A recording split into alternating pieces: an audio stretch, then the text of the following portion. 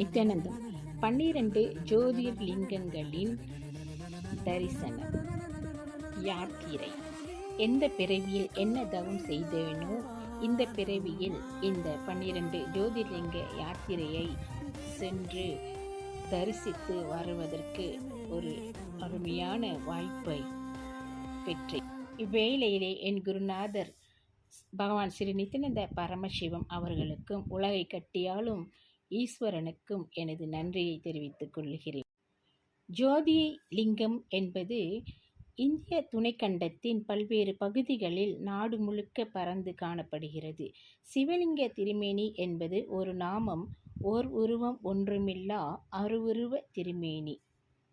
உருவ திருமேனி என்றால் ஒரு புறம் மட்டுமே கரமும் திருமுகமும் திருவடியும் இருக்கும்.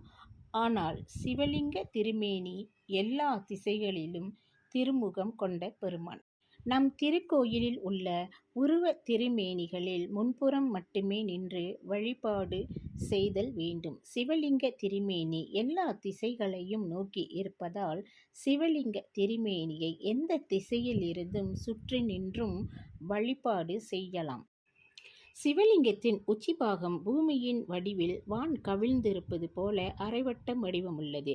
ஐம்பொறி அடையாளம் ஏதும் கிடையாது. சுற்றி வளைத்த முகமும் அல்ல. ஆனால் எல்லா திசைகளிலும் திருமுகம் கொண்டு உள்ள பெருமான் சிவலிங்கம். கண், காது, கை, கால், முகம் கொண்டிருப்பது உருவ திருமேனி.